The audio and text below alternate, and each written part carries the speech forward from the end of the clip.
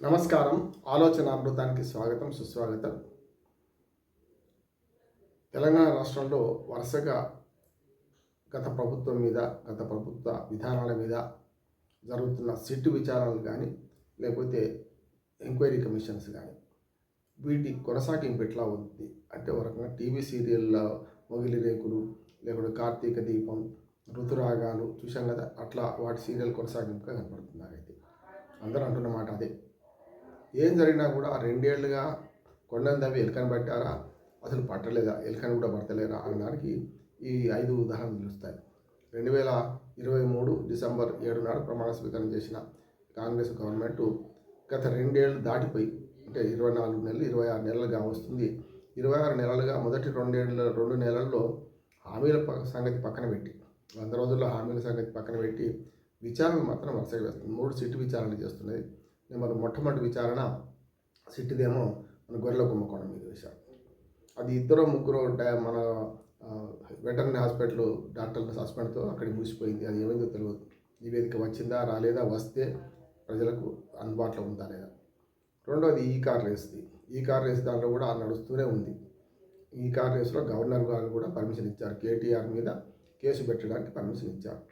అవినీతి నిరోధక చట్టంలో ఏమైనా చెప్తుంటో ఆ నిబంధనల ప్రకారం ఆనాడు మంత్రిగా ఉన్నాడు కనుక, పబ్లిక్ సర్వెంట్ కనుక, అవినీతి నిరోధక చట్టం 17A కింద గవర్నర్ అనుమతించాల్సి ఉంటుంది. మంత్రి కనుక.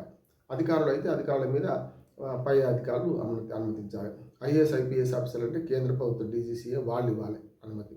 కనుక ఇట్లా చూసుకుంటే ఈ 3 రకాలు చూసుకుంటే గవర్నర్ అనుమతి కేటీఆర్కి వచ్చింది. ఇంకా ఇటు పక్కనేమో అరవింద్ కుమార్ A2 ఆయన కేంద్ర ప్రభుత్వం నుంచి అనుమతి రాలేదు.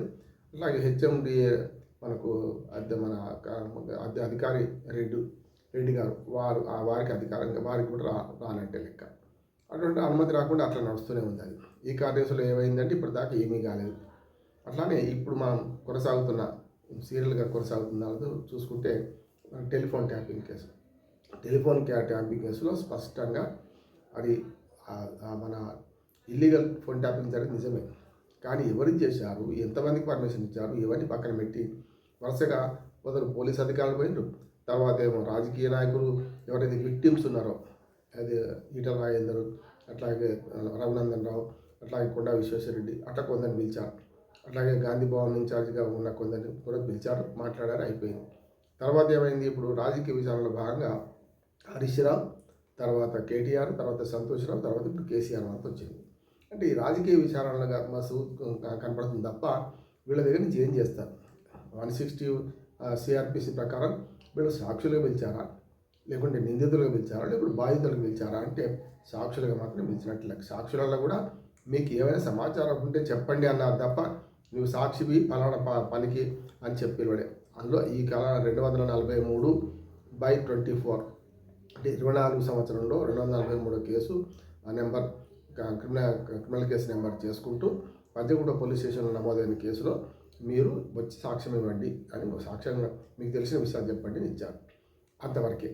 కనుక దీని మీద కూడా 2 ఏళ్ళుగా విచారణ సాగుతుంది. ఇందులో కొంత న్యాయం ఉన్నది. ఏంటంటే ప్రభాకర్ రావు గారు విదేశాలకు రాకపోవడం, అది బ్లూ కార్నర్ నోటీసులు, రెడ్ కార్నర్ నోటీసులు ఇష్యూ చేయడం, చివరికి రప్పించిన తర్వాత కొద్ది రోజులేమో కోర్టుల చుట్టూ తిరుగుతూ నేను విచారణ సహకరించలేదని చెప్పడం, తర్వాత కోర్టు ఆదేశిస్తే పోలీసులు లొంగిపోవడం, తీరా చూస్తే మొత్తం విచారణ పూర్తయింది, ఆయన మళ్ళీ పిలవకండి అని చెప్పి సుప్రీంకోర్టు మందలించిన తర్వాత అది పక్కన పెట్టి గత ఈ నెలగా వరుసగా ఈ డిసెంబర్ 18 నుంచి ఇప్పటి వరకు వరుసగా చూసుకుంటే హరీష్ రావు, కేటీఆర్, సంతోష్ అయిపోయింది. డిసెంబర్ 20 తర్వాత ఇప్పుడు కేసీఆర్ వంతు వచ్చింది.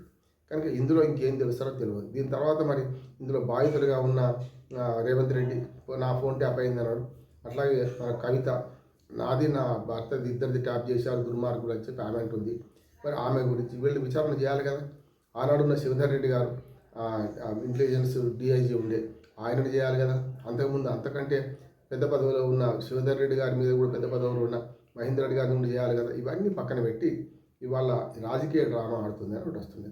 ఈ సీట్లనే 3 సీట్లు, 3 పువ్వులు 6 కాయల్లాగా మీకు కమిషన్లు వస్తాయి. కాళేశ్వరం కమిషన్ అదే 2 ఏళ్ళు సాగదీసి చివరికి కొండలవి ఎలుకను కూడా పట్టలే. అందులో చాలామంది బిగ్ బాస్ ఎవరు అని చెప్పి ప్రతిసారి ప్రశ్నించిన పీసీ ఘోష్ కమిషన్ ఏమీ తెలుసకుండా ఇందులో అవినీతి జరిగిన మాత్రం వాస్తవం. దానిలో ముఖ్యంగా ఒక మేడిగడ్డ పిల్లలు కుంగిపోయినాయి.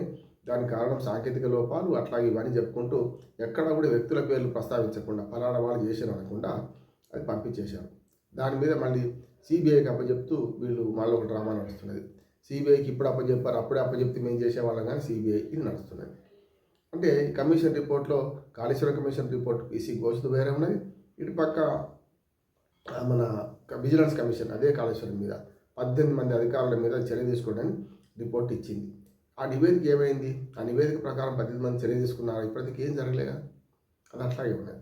ఇంకొక ఎంక్వైరీ కమిషన్ ఏంటంటే అది జ్యుడిషియరీ కమిషన్ కాదు, ఎంక్వైరీ ఆఫ్ కమిషన్ అంతే. ఆ జడ్జిలు ఉంటారు దానికి అంతే. మిగతా సమర్థ చేసే అధికారం అవన్నీ ఉంటాయి. అది జ్యుడిషియల్ కమిషన్ కాదు, అది ఓన్లీ ఎంక్వైరీ కమిషన్. ఎంక్వైరీ కమిషన్లో ఇంకోటి ఏంటంటే యాదాద్రి భద్రాద్రి దాని మీద నరసింహారెడ్డి గారు మొదలు ఆయన జస్టిస్ నరసింహారెడ్డి గారిని వేశారు. ఆయన తీరా వంట తయారైన తర్వాత దాన్ని అందరికీ బహిరంగంగా చెప్పేశాడు. అంటే నివేదిక ఇవ్వకముందే ప్రభుత్వానికి ఇందులో కేసీఆర్ కూడా దోషిగా అన్నట్టు డిక్లేర్ చేసి ప్రయత్నం చేశాడు. దానివల్ల ఏమైంది? నేను ఆనాడే చెప్పాను, నరసింహారెడ్డి గారు అవుట్ అని. సుప్రీంకోర్టు అదే చెప్పింది, మీరు ప్రెస్ మీట్ ఎట్లా పెడతారు, ఏకపక్షంగా ఎట్లా మాట్లాడతారు, అంపైరే ఆటగాడైతే ఎట్లా, మీరు నివేదిక ఇచ్చే వరకు మీ బాధ్యత, ప్రెస్ మీట్ పెట్టి చెప్పాల్సిన బాధ్యత లేదని ఆయన పక్కగా తప్పుకోమన్నది. తప్పుకున్నాడు. ఆ తర్వాత జస్టిస్ లోకూర్ను ఆ కమిటీకి వేశారు. ఆయన గుమ్మతి మార్గానికి ఏ పని చేయాలని చేసుకొని ఆయన రిపోర్ట్ ఇచ్చి వెళ్ళిపోయారు. 1 ఇయర్ అయిపోయింది ఆ రిపోర్ట్ వచ్చి.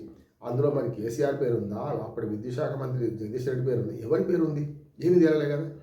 అంటే అది కూడా కొండందే వెలుకని కూడా పట్టలే.